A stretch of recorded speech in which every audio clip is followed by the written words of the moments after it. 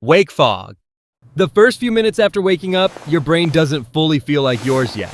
You reach for your phone and stare at it without really taking anything in. You walk into a room and lose the reason you went there. Simple things. The day, the first step, don't load right away. It's not exactly tiredness. More like the lights are on, but nothing's settled yet.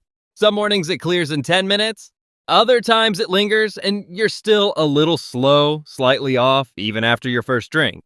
The irritability is what most people miss. That sharp edge when someone talks too fast or asks something that needs a real answer, it doesn't come from nowhere. It's your brain not being ready yet. It's still catching up. Morning boost. Then something shifts. Not dramatically. You don't suddenly feel energized. It's quieter than that. The fog lifts and there's a low, steady readiness that wasn't there before. Your thinking moves forward. What needs doing? What you might actually want to do? A light momentum shows up without effort, and most people only notice it later when it's already gone. This is when decisions feel cleaner. Something that felt complicated the night before now seems workable. You might send a message you've been putting off, or finally start something you kept delaying. Not forced, just easier because the resistance has softened. It's about as close as most people get, without noticing, to feeling genuinely okay about the day ahead. Focus peak. At some point mid-morning, your thinking changes again. Not just awake, sharp. You can hold more at once, read something dense and follow it, work through something that would have felt tangled earlier. This is when problems get solved, not just touched, actually worked through. The usual back and forth in your head quiets down. What's left is cleaner, more direct. Most people spend this window without realizing it.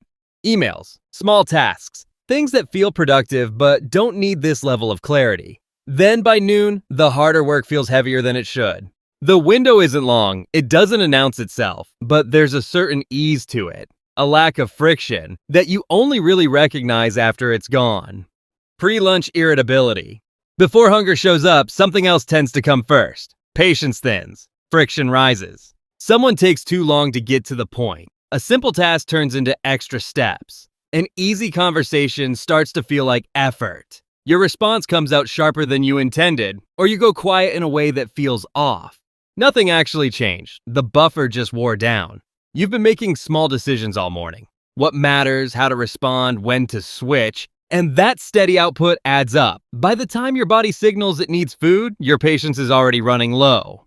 In the moment, it feels personal, like it's about whatever's in front of you. Usually it isn't. Post-meal slump. After eating, your body shifts gears. Not dramatically, you're still functioning, but the pace drops. Thoughts slow a bit. Motivation gets less defined. The thing you plan to jump back into now takes more effort to start. Some people feel it as heaviness. Others just notice they're rereading the same line or staring at the screen longer than they meant to. Focus is still there, but it slips easier, like trying to hold on to something with wet hands. What stands out is how it affects mood without feeling like a mood change. You're not upset, not anxious, just slower. And that slowness has a texture, a slight flatness, a dip in engagement, that can feel like boredom, or something close to it.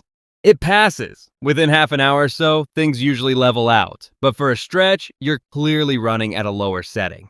Afternoon dip. The post-lunch slowdown fades, and for a moment things feel almost normal. Then somewhere between early and mid-afternoon, a different kind of drop sets in. Not about food, not about effort, just a flatness that arrives quietly. It's not sleepiness. It's more that things feel harder to care about. You open something, then close it. Start a task, drift away. Hold a thought, lose it. The version of you from the morning feels distant.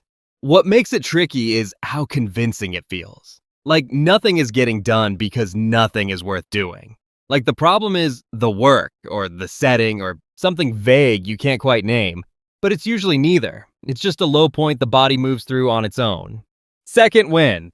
Then without much warning, it lifts. Not always as energy, sometimes just less weight. A task that felt pointless earlier now seems manageable. A conversation you would have avoided sounds fine. There's a shift. For some, it shows up as pace. Moving quicker, thinking ahead again. For others, it's social first. You're more present, a bit lighter, less guarded. Interactions feel easier. It's not as sharp as the morning peak. Softer, warmer, but real. And because it follows the dip, you notice it more. Relief tends to stand out more than improvement. Evening unwind. At some point, the drive to push eases back. It doesn't switch off, it just stops pressing as hard. You might still be active, still engaged, but the urgency underneath the day starts to fade. There's a reflective quality here. Nothing heavy, just a loosening. You think back over the day in a way you wouldn't earlier. Small moments come up. Things you didn't register at the time find space now.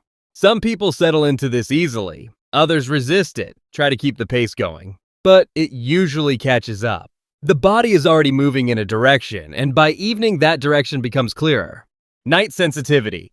Late at night, small things start to feel bigger. A conversation that seemed fine now feels slightly off. A decision that made sense now comes with doubts. Something you managed during the day stops feeling manageable.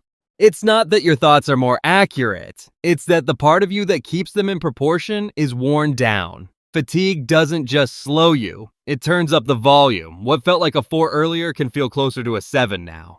The mind also gets restless in a specific way. It wants to resolve things before sleep, tie things up, make sense of them. But it doesn't quite have the capacity anymore, so it circles. Same thoughts, slightly different angles. No real movement. Sleep wind down.